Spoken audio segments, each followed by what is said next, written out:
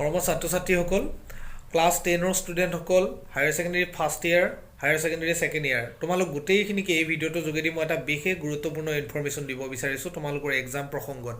যে অহা 2 আৰু 3 তাৰিখ বা 2 তাৰিখ 3 তাৰিখত যি নটিচ আহিব, ক্লাছ 10ৰ এক্সাম বাতিল হ'বনে পষ্টপন হ'ব, হায়াৰ ছেকেণ্ডেৰী এক্সাম বাতিল হ'বনে পষ্টপন হ'ব, ফাৰ্ষ্ট ইয়াৰৰ এক্সাম কি হ'ব, মই এতিয়াই জনাই আছোঁ তোমালোকক। ইয়াৰ ক্ষেত্ৰত বিশেষ সম্ভাৱনীয়তা, কাৰণ CBSE বোৰ্ডে যে ক্লাছ 10ৰ এক্সাম বাতিল কৰিলে, ছেবা বোৰ্ডে কিয় বাতিল কৰা নাই এই সম্পৰ্কত কেইদিনমান আগত ডক্টৰ হিমন্ত বিশ্ব শৰ্মাদেৱে এটা বিশেষ গুৰুত্বপূৰ্ণ ঘোষণা কৰিছিল। তোমালোকক মই সেই সম্পৰ্কে জনাম আৰু গতিকে তোমালোকে এটা ক্লিয়াৰ আইডিয়া পাবা। লগতে এটা বিশেষ কথা জনাই থওঁ, তোমালোকৰ যে এই সময়খিনি বিভিন্ন দোমোজাৰ মাজত পাৰ কৰা সময়খিনি তোমালোকে কিন্তু দ্বিতীয়বাৰ ঘূৰাই নাপাবা। এক্সাম হ'লেও ঘূৰাই নাপাবা, এক্সাম নহ'লেতো ভালেই হ'ল, কিন্তু তোমালোকৰ নিজৰ লছ হ'ব।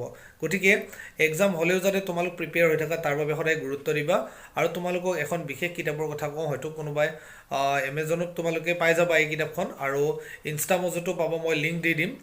বুক এখন যে 29 ৰুপিজমান দাম ল'ব। আমি জেনেৰেলি 20-30 টকা সদায় খৰচ কৰোঁ। তোমালোকৰ এই 29 ৰুপিজ খৰচ কৰি যদি এখন গ্ৰামাৰ পইণ্ট বুলি বুক আছে, সেইখন যদি ডাউনলোড কৰি লোৱা, তোমালোকৰ হোল লাইফ কামত আহিব। পিছলৈ বিভিন্ন জব ইণ্টাৰভিউৰ ক্ষেত্ৰতেই হওক কামত আহিব। কাৰণ HSLCৰ পৰা হায়াৰ ছেকেণ্ডেৰীলৈ ইংৰাজী গ্ৰামাৰ যিহেতু কমন হয়, ভোকেবুলাৰী, টেন্স, কাৰেকশ্যন, কাৰণ চেণ্টেন্স কাৰেকশ্যন বহুত ইম্পৰ্টেণ্ট, নেৰেশ্যন, ভইচ, প্ৰিপজিশ্যন, তাৰপিছতে চিনথেচিছ অফ চেণ্টেন্স, যোৱা প্ৰায় 20 বছৰমানৰ কুৱেশ্যন তোমালোকে তাত পাই যাবা। তুমি শুতে বহুতে ক'ৰবাত গৈছা, যাই থাকোঁতে মোবাইলত পঢ়িব পাৰিবা। এখন ছফ্ট কপি, তাৰ কোনো হাৰ্ড কপি নাই, সেইবাবে গোটেই কম দাম তোমালোকে ডাউনলোড কৰি ল'ব, বহুত কামত আহিব। ভিডিঅ' ডেছক্ৰিপশ্যনত দি দিম, আৰু মই ইংৰাজী ক্লাছ অতি সোনকালে ষ্টাৰ্ট কৰিম, তোমালোকে চাই থাকিবা।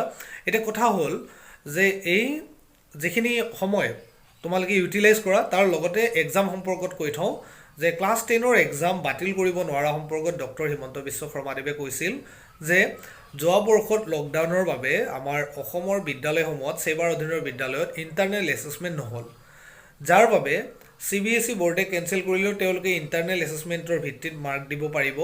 অসমৰ বৰ্ডৰ ওচৰত এতিয়া মাৰ্ক দিবৰ বাবে উপায় নোহোৱা হৈ আছে, প্ৰথম কথা। সেইবাবে ক্লাছ 10ৰ এক্সাম পিছলৈ যোৱাৰ ক্ষেত্ৰত সম্ভাৱনীয়তা বেছি। অসমৰ ক্ষেত্ৰত ছেবা বোৰ্ডৰ মানে এক্সাম হোৱাৰ চান্স বেছি। মই তোমালোকক ডাঠিকৈ ক'ব নোৱাৰোঁ, মইতো এডুকেশ্যন মিনিষ্টাৰ নহয়, কিন্তু তেখেতে কোৱা কথাৰ আদৰি গৈছোঁ যে যিহেতু উপায় নাই, পিছুৱাই যোৱাৰ চান্সটো বেছি।